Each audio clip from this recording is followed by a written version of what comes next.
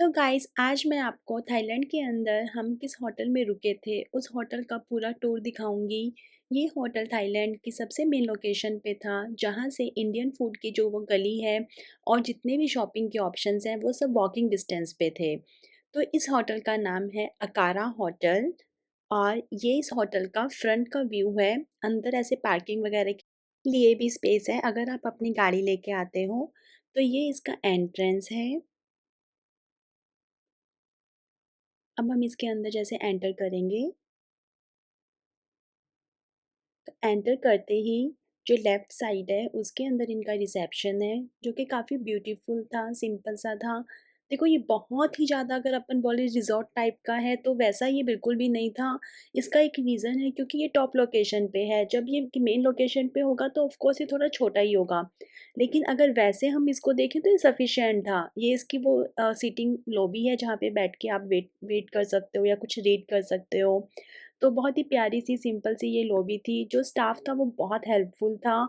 हमें जैसे कुछ-कुछ यहाँ के लोकल घूमने-वूमने के मार्केट्स या लोकेशंस वगैरह का जो पता करना था उनको सब पता था। ऑफ़ कोर्स उनको हिंदी नहीं आती थी बट इनको इंग्लिश बहुत अच्छी आती थी।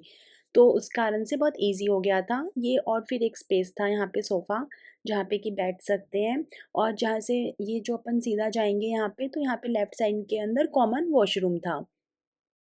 उसके बाद में ये राइट साइड के अंदर लिफ्ट थी। लिफ्ट से फर्स्ट, सेकंड, थर्ड ऐसे डिफरेंट-डिफरेंट फ्लोर थे और उन सब फ्लोर के ऊपर कहीं पे रेस्टोरेंट है, कहीं पे रूम्स हैं और उसके अलावा एक ऐसे पूरा कॉमन एरिया था जहाँ पे आप लोग बैठ सकते हो, बैठ के कुछ अपना रीड वीड कर सकते हो, रेस्ट कर सकते हो। उसके अलावा अपने फ्रेंड के साथ में बातें-वातें मार सकते हो।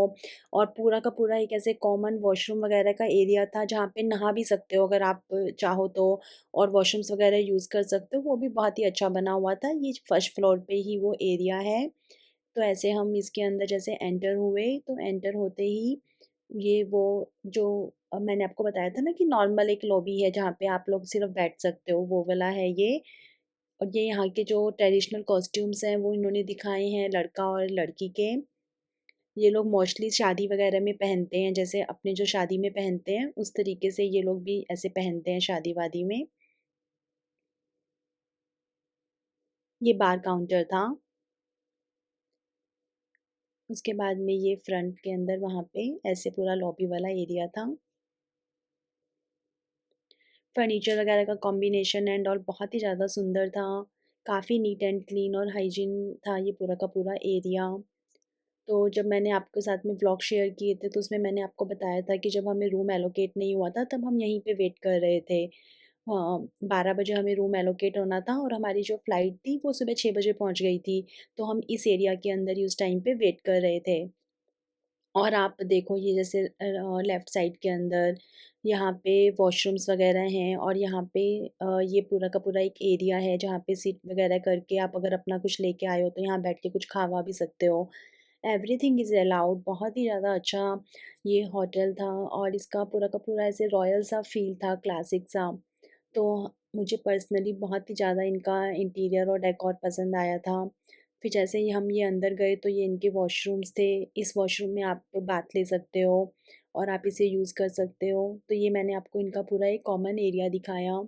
और ये वो फ्रंट की लॉबी है जो मैंने आपको नीचे से दिखाई थी। तो इस तरीके से ये यहाँ से खुलती है।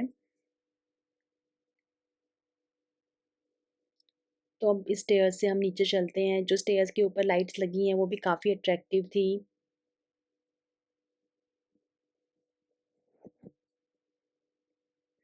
और ये लीज़ा एक के बाद एक क्वेश्चंस पूछ रही है। मैंने इसे बोला तुम्हें जो भी पूछना है तुम इन दीदी लोगों से पूछो। उसके अलावा जो सिंपल सिंपल से इनके डेकोर थे, जो इनके इन्होंने लैंप्स वगैरह का बहुत ज़्यादा यूज़ किया था तो ये सब भी बहुत ही अच्छा था। अब मैं आपको रूम वाली लॉबी दिखाती हूँ। जब हम लिफ्ट से दूसरे सेकंड या थर्ड फ्लोर पे जाते हैं तो रूम स्टार्ट हो जाते हैं। तो रूम्स के लिए जो लॉबी है वो इस तरीके से है, पूरा कारपेट लगा हुआ है और वाइट कलर की वॉल्स हैं और ब्लैक कलर के जो रूम है उसके गेट हैं। जब हम इसके अंदर जाते हैं तो हमारा जो रूम था वो सबसे लास्ट के अंदर राइट साइड वाला हमारा रूम था। तो ये अंदर जाते ही ये हमारा रूम है। तो इसका जो बाथ एरिया था वो बहुत ही ज़्यादा सुपर्ब था। उसके अंदर राउंड बाथ करने के लिए ऑप्शन था। अब इसके अंदर बहुत ही अच्छी चीज़ थी कि बेड बहुत बड़ा था और साथ में एक अलग से सेटी भी थी जहाँ पे लीज़ा या कोई भी एक जना आराम से सो सकता है। तो this is the best part. Study table भी थी और छोटा-सा फ्रिज भी था। उसके अलावा बाथरोब्स वगैरह जो भी हम सोच सकते हैं, छाता-वाता सब कुछ दे गेव अस। उसके अलावा इन्होंने खुद से ही एक अलग से पूरा बेडिंग दे दिया था कि उनको पता था कि बच्चा है, तो वो बाथरूम जो मैं आपको वहाँ पे दिख रहा है। और ये लीज़ा बहुत ही एक्साइटेड है क्योंकि उसके अंदर वो बाथ बॉल्स आई हैं, तो लीज़ा उसको यूज़ करने के लिए बहुत ही ज़्यादा एक्साइटेड है। Room wise, decor wise, staff wise कुछ भी तरह का कोई प्रॉब्लम नहीं आई थी। कुछ भी इनसे माँगते थे, ये बिल्कुल देते थे।